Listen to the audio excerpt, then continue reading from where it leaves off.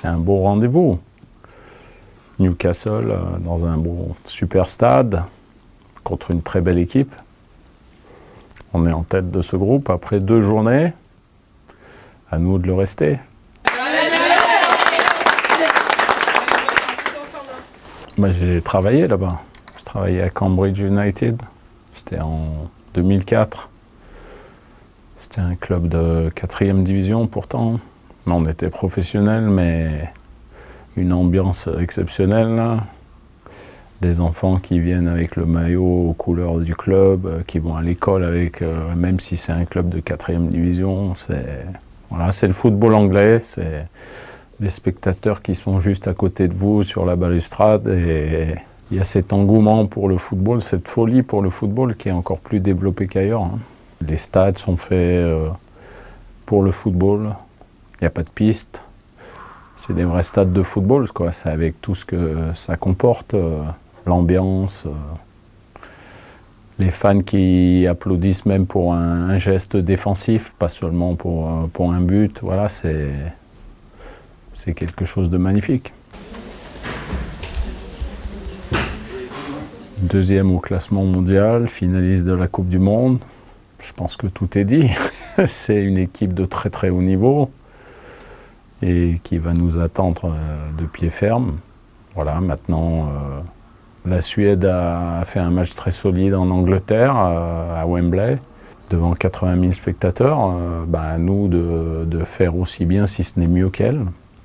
Il y a possibilité, donc je pense qu'on est craint un petit peu également, de par les résultats positifs qu'on obtient. Donc il faut continuer notre chemin qui va nous amener lentement mais sûrement vers les Jeux Olympiques. Ne pas perdre de vue cette qualification pour le championnat d'Europe 2025, qui est l'objectif principal de cette Ligue des Nations pour nous. Et puis après, on aura le temps de se focaliser sur le reste du programme. Contre l'Irlande, une équipe avec un bloc très bas, difficile d'être très efficace, mais on a assuré l'essentiel en prenant les 3 points, même si on aurait aimé être beaucoup plus performante dans la zone offensive. On a centré d'innombrables fois, je crois que c'était 24 centres dans ce match. On n'a pas été à la réception où les centres n'étaient pas toujours bien ajustés. Et puis le match contre la Suède, je le dirais, c'est la meilleure production que cette équipe de France a réalisée depuis 1 an. Contre une équipe et dans un stade tout sauf facile. Je pense que c'est la première fois que l'équipe de France réussissait à s'imposer en Suède. Mais elles l'ont mérité, elles ont vraiment fait un très très bon match. Donc il faut garder ce match référence comme point de mire. Et on ne peut plus aller en dessous maintenant, il faut rester à ce niveau de performance, il faut garder ce même état d'esprit, d'aller presser l'adversaire, de défendre en avançant et ne pas subir. Bon, une liste à peu près similaire, 2 petites nouvelles, un peu de régénération avec du sang neuf, de la jeunesse, Inès Benyaya, élue meilleur espoir français de l'année. Je pense qu'elle le mérite, elle a été efficace, elle a marqué 8 buts en championnat avec Le Havre, pas dans une équipe qui joue le haut du tableau. Elle a encore plus de mérite pour ça. Et puis Luna Ribadera, qui a mis quant à elle 7 buts avec le Paris FC, qui n'a pas tout le temps débuté la saison titulaire, et puis qui petit à petit a pris le dessus. Pour ces 2-3 derniers mois devenir de plus en plus de fois titulaire. Elle a un profil particulier, une joueuse de pivot qui garde bien le ballon, qui a un physique assez imposant, des caractéristiques qu'on a avec Marie-Antoinette Katoto, mais pas spécialement énormément dans ce groupe.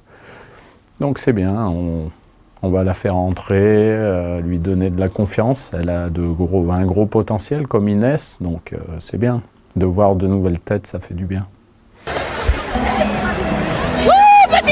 Des nouvelles assez positives sur Gridge, mais à qui il va falloir encore un petit peu plus de temps. Gridge Mbok, Donc on va lui laisser ce temps-là pour bien se préparer. Le mois de juin, où certaines filles qui seront durant ce stage pour cette double confrontation contre l'Angleterre vont se reposer après, il faudra qu'elles continuent à se préparer, comme Eugénie, le Sommer, et puis on espère qu'elles seront là pour le début, le 24 juin, de la préparation pour les Jeux Olympiques, entrecoupé de nos 2 derniers matchs de Ligue des Nations qui serviront de préparation pour ces Jeux Olympiques. Voilà, mais on espère qu'elles vont revenir le plus vite possible en forme.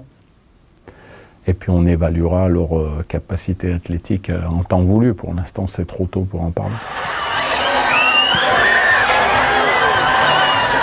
Ils ont des échéances qui sont importantes pour le club, là, pour l'AS Saint-Étienne, mais ensuite, s'ils ne sont pas tous partis en vacances, il va falloir qu'ils se concentrent sur notre match. Il va falloir leur rappeler. Donc c'est important qu'on ait un soutien assez important contre l'Angleterre. Étant un grand supporter stéphanois, des Verts des années 80, 76, 80, c'est ma jeunesse. J'habitais pas très loin, 150 km, je suis savoyard. J'ai eu tous les maillots de l'AS Saint-Étienne, je les ai toujours. Ils sont dans mon armoire. C'est mon club de cœur, voilà. C'est pas la première fois que je le dis, mais ça s'effacera jamais.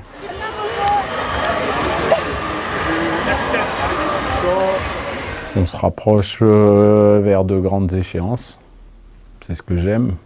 Voilà, c'est le football de haut niveau, c'est le football de haut niveau féminin. Donc que du bonheur.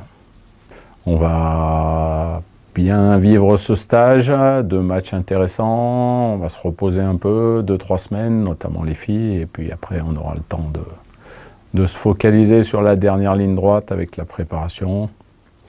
On donnera un programme de préparation aux filles, au staff aussi, pour que tout le monde revienne régénéré et au maximum de sa forme pour ces Jeux Olympiques. 1, 2, 3, bleu, blanc,